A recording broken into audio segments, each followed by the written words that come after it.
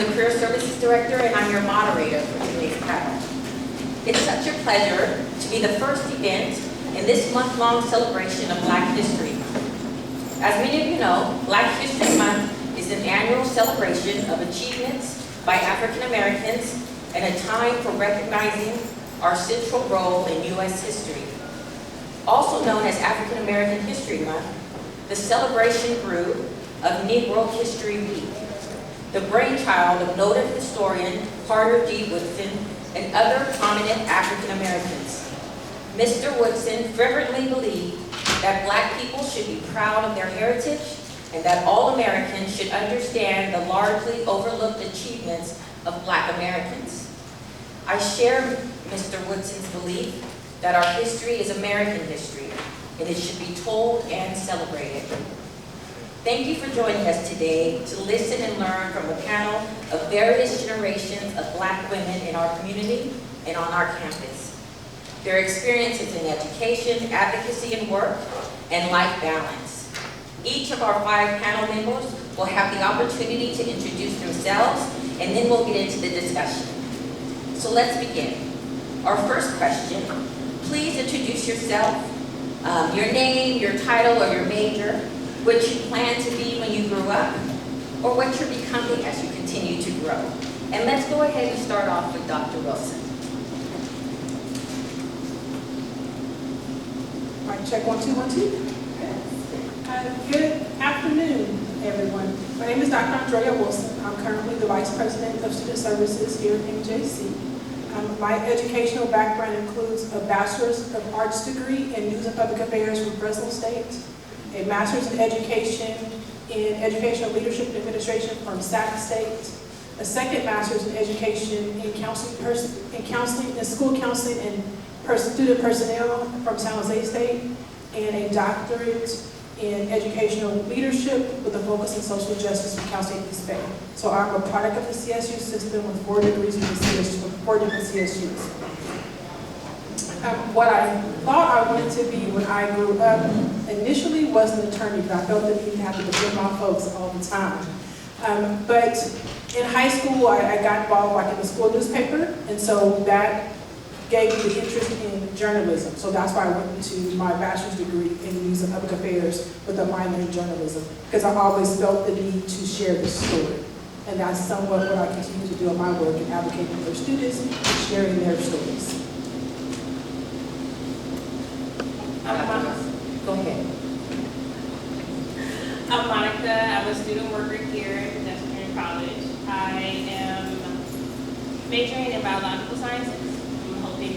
I will be a clinical lab specialist. I have 1 more year, excluding this summer semester, because sciences don't want to have classes in the summer. And after that, I want to transfer to UC Merced, and they have an amazing biological sciences program there. Hoping I can also work at Genentech. And let's go back.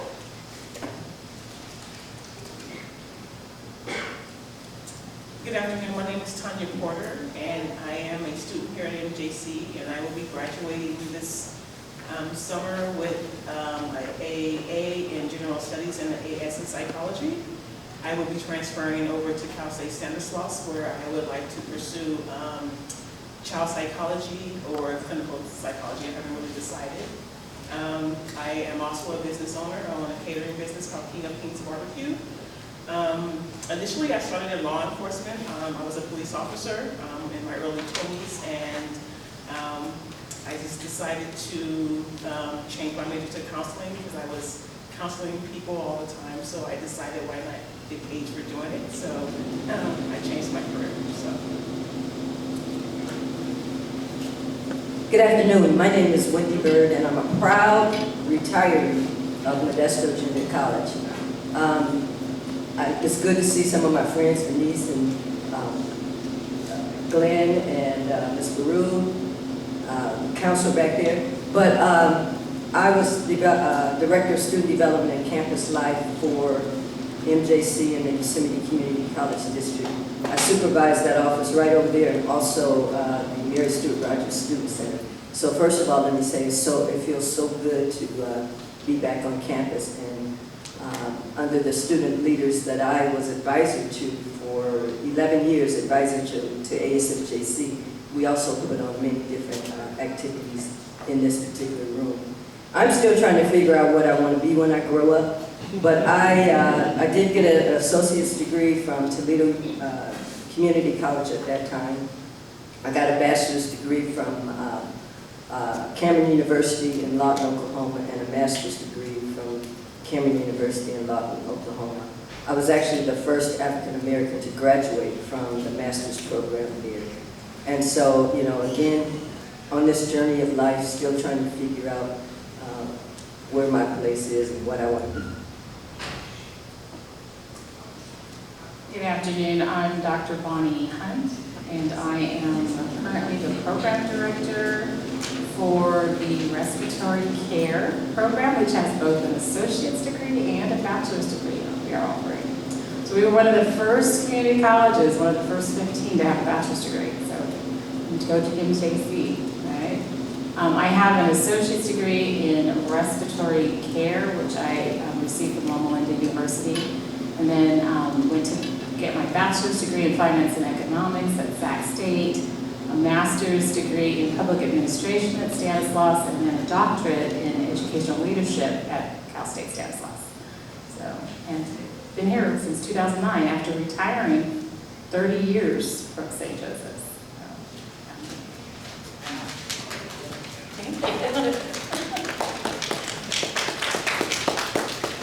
It's good to clap. Feel good about it. Okay, go ahead and put all of these certainly deserve a round of applause, right? Let's go ahead and make it. So now that we're acquainted and we've had an opportunity to hear all of our panelists and who they are and a little bit about their background, let's get into the discussion. And our first question is going to be for Ms. Porter.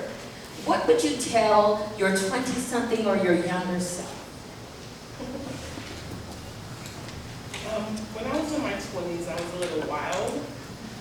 I was living as though I was indestructible. But as I look back, the advice I would give myself in my 20s is I would be a little bit more disciplined, and I would develop a lifestyle of consistency. Secondly, I would learn how to love unconditionally. And I think lastly, I would say, me specifically, I developed a relationship with the Lord. So get to know God. Thank you. I love that saying that you would develop a lifestyle of consistency. I am consistently trying to get consistent. And so I can appreciate you thinking about it and finding ways to be able to continuing to do those things that help you to propel yourself forward. And so, Ms. Tribbett, you tell us what you would tell your younger self. The main thing I would tell my younger self is to not be afraid to be myself. Coming here at MJC and joining the Emoji program and being able to surround myself with people that look like me has really helped me to blossom here at school and into an adult.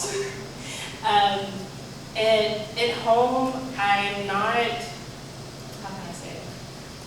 When people come to my house and friends come over, I have to tell them, if my mom hits you, that means she likes you.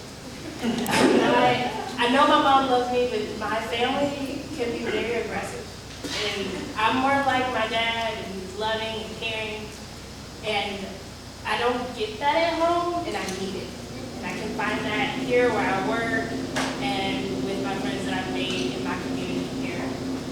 So surrounding myself with like-minded individuals and people that look like me where I don't have to explain things to them. There's one time in my zoology class where we were talking about the different layers of epidermis. And I made this joke about cutting down to the white meat. And nobody in my class understood what I was saying. Nobody. So I was like, am I not funny? Don't get my joke like I thought it was. But being in that room, I can say things like that. I don't have to explain what itis is to somebody in the emoji center. And it just makes me feel so good.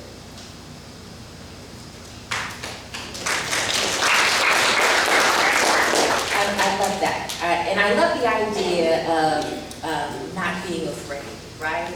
And even if you are afraid, like my mom used to say, everyone's afraid, do it anyway. And so I encourage that idea that even if you're afraid, just keep kind of going and find somebody else who can be right scared with you. And so now let's move on to a question from Ms. Bird. Ms. Bird, what is the best advice that you've received, either personal or professional or both? The best advice I've received is the best advice that I give also, and that's to never, ever give up. It took me 17 years to get my degrees, and part of it was because I wasn't always the brightest student in the room. I had to study twice as hard sometimes to keep up with my classmates. I had to study twice as hard and sometimes take classes over 2 or 3 times just to get a seat. But when you get that degree, it doesn't have a letter grade on it, it just has that you finished. So the thing is to never ever give up and to take responsibility for reaching out for help. They have a lot of tutoring programs, they have a lot of, just different programs to help if you're struggling. And so, just accept that help and you be the barometer of whatever it is that you need. So again, just not giving up and getting it out of the way early. I took a detour because I went to school part-time and worked full-time. And then I got married, I got into motherhood and things like that. And all of those things kind of, not that they aren't important and stuff, they kind of delayed me a little bit. But if you can get your education out of the way first, before you get settled down to marriage and kids and having to work, and get that out of the way quick, you won't regret it because the rest of your life will be based on, on academics and what type of degree you have. It does make a difference in the type of jobs you'll get. Thank you for that. So what I really liked hearing about that is when you said that it took you 17 years to finish your degree. And I feel like a lot of times students get here and they think, okay, I'm on this timeline and I've got to get this done by this amount of time or whatever's going on. But the only one who's always with you and always running your race is you. And so the only person that you can be doing things for and continuing to do things for is you. And no matter what amount of time it takes you, even if your family's saying, it's year number 10, why are you still at that junior college? Say, because I like it. And I love education. And I'm going to make it happen, right? And so I really appreciate you saying and really letting everyone know that time continues. And so if you can get it done before you're married or you have children and so forth, get it done. If you can't get it done, bring your children here. We love children. We have a daycare center. We have opportunities for them, right? There's a place for you at MJC, and we want you to be here and successful. So I appreciate you mentioning how long it took for you to go to school. It took me 16 years to get my degree myself because I had children and so forth. And I'm proud to say that to people. I tell them all the time, oh, it took me a long time.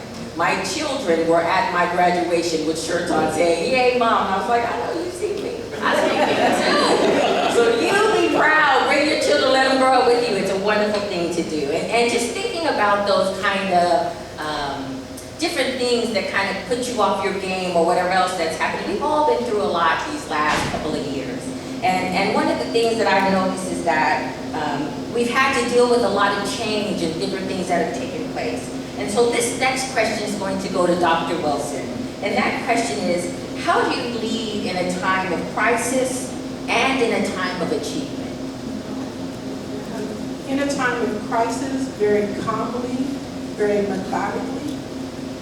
No one's going to follow a leader who is running around like a chicken with their head cut off. So you have to be very intentional in having a clear action plan and looking at all the potential angles of every situation and what the impact of that angle is and how the outcome could be. So in that crisis is not about the quick fix, but about the long-term effect. So it is not about, you can't put a Band-Aid on a gunshot wound. You just can't do that. But you have to think long-term, what is the impact of doing one thing and next steps thereafter. So just not appeasing the situation. Again, very, very calmly, very methodically, very strategically. So again, no one's gonna follow a leader if the leader looks like they are out of control. I would say for achievements, being very humble about it. It's great to celebrate the wins, but you can't stop there. So it's not about that one and done thing you did and keep on the mountaintop, oh, I did this, but about what's next. So it's not about what you did at that time, but what's the next level. So you can't just stand on that achievement and ride that out forever. You just can't. You have to think about what's next, what's the next level, what are the what ifs when you think about things. I wanted to share a couple examples for you to have an idea of what that looks like.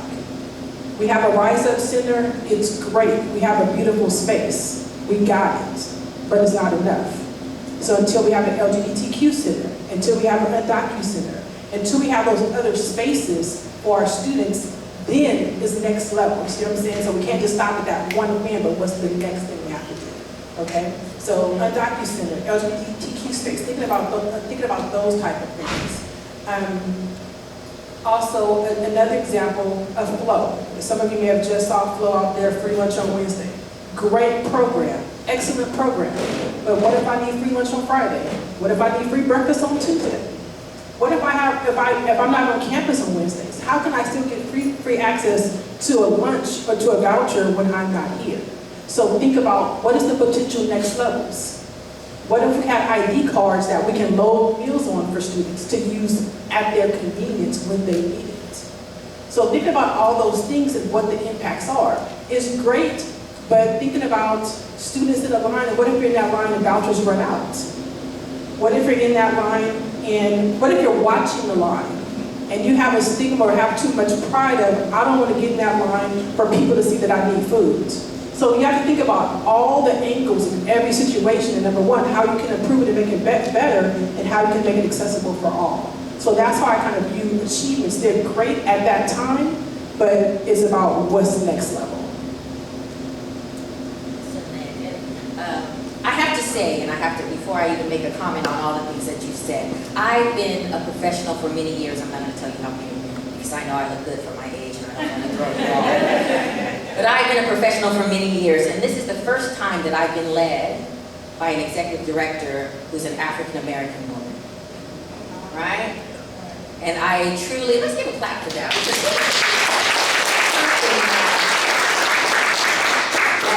I appreciate, right? I appreciate seeing someone who looks like me. I appreciate, like Ms. Tribbitt was saying, having someone, when I say a joke, she might laugh at what I'm saying, right? I appreciate being able to tell my children, take a look at this leader that we have here on campus. I'm proud to say, Dr. Wilson, are you willing to do these things for us? And that's something that we all should have the right to see, right? We should all see someone in leadership that looks like us, that we can relate to. And you should all have the opportunity to be led by a Black woman. And I'll just say that when she talks about calm in crisis, she is not playing. I am not planning to play poker with Dr. Wilson any time, because I cannot tell you if it is happiness or sadness or what is going on, but I can tell you that whatever is happening, she's going to lead us out of it. And that to me is leadership. And so I just wanted to say how much I appreciate you and the opportunity to learn from you. And I just want to add one thing, because I talked about looking at all the angles. You also have to look at your haters and what their thoughts are. So when I talk about spaces, there's going to be someone to say, why are you trying to separate people and give them spaces and things like that? And my answer will be, well, when the equity gap is gone, then we don't need it. But as long as it exists, we need spaces for students where they fit, where they feel a connection, where they feel belonging, and when that gap is eliminated, then you come talk to me about something else. But again, you have to look at all the angles, including the naysayers and the negative folks who are going to come with their own agendas. Yes. Look at your haters. Put that on a hashtag somewhere. Look at your haters. Let them feed you to keep doing things. If they are hating on you, think, oh my goodness, I must be living well because they are trying to stop me, unless you're doing bad things. Then those haters are trying to stop you from doing bad things. Okay, So let's get into our next question, and this goes to Dr. Hunt. And as we're thinking about all the things that have happened and the challenging times and so forth, to what extent have recent events affected your everyday life and movement in the world? And how has home life and work life shifted? So, if you haven't noticed, or if you haven't watched the news, we just saw another African American young male murdered by the police. And I have, while I have no children, I do have nephews and nieces that are out there, and so my constant worry is for them. I worry about a routine traffic stop, folks, that concerns me, and just the level of violence and disrespect that we're observing in our society right now, that concerns me. And for me, the way that I meet that is spirituality. I heard this young lady speak of spirituality, and that is taking time to breathe and to meditate, and I do attend church. So that helps me remain grounded. And the second is surrounding myself with people who are just as grounded and positive as I attempt to be, right? I mean, there are times when I do feel, man, what's going to happen to our society? But at the same time, if I am around those individuals who are positive and uplifting, then that helps me. That helps me. So, I think it's those things that help me meet those challenges. The other thing in balancing life and work, you have to have something that you enjoy that helps you decompress. And for me, it's music. I love music and walking. I used to run, can't run anymore, but I do walk. Just those things that give me that downtime so I can just reconnect and just recognize that there are still some really good things out there. Nature, even just walking here in the sun, it just, and having that gratitude for what is good still in our society. Excellent answer, thank you. And I think it's important for us to recognize that tragedy that took place and how it affects us, and how we are subject to that, a constant looping video that we have to watch in order for some people to grasp the idea that we are human and we deserve to be treated with respect. And that can really weigh, thank you, go ahead and give me a clap, because we are human and we deserve to be treated with respect, right? And that can really weigh on your mental health and your mental abilities if you are constantly being faced with death or just walking outside your door. And if you're constantly being forced to watch that footage over and over and look out and think about your own children or whoever you're thinking about, it can really have a taxing effect on your mental health. And so I really appreciate you talking about that and giving us different things. And then